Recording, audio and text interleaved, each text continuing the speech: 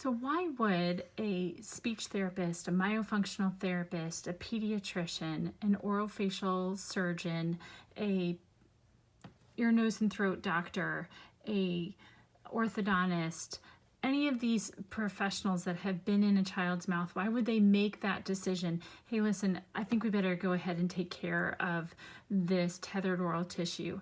The reason why is because they're concerned regarding the child's orofacial development and the child's function. They may be using compensatory strategies to do everyday life functions because they are impaired.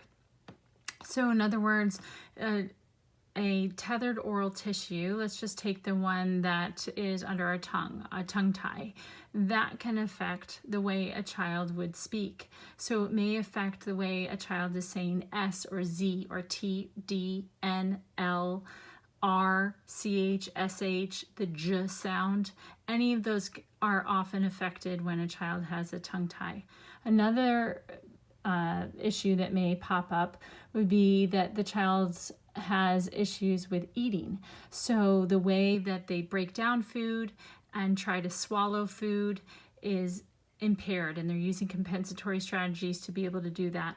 They may have a smaller repertoire in their diet because they can't break down all types of food well and safely. And they may have digestion issues because digestion starts right here. So if they're not breaking food down in the mouth well, then of course it's going to affect the whole rest of the system.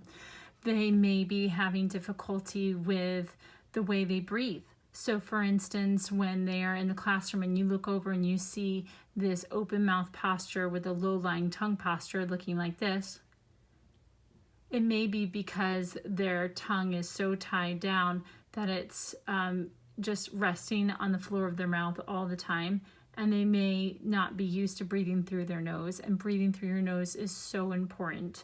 It helps filter air, and it helps with warming and humidifying the air and helping with getting pure oxygenated cells all throughout the body. And then the next piece would be getting back to airway, would be sleep disorder breathing concerns. So if a professional hears concerns regarding the way a child is sleeping, they may be tossing and turning in their sleep, they may be snoring, they may be waking up several times in the middle of the night. Any of those symptoms are not normal and not okay, because good nights beget good days. And if you are not sleeping well at night, then it will affect your daytime hours in terms of showing symptoms such as having difficulty with your attention span, having difficulty with memory, having difficulty with focusing on certain tasks at hand, and just your overall health.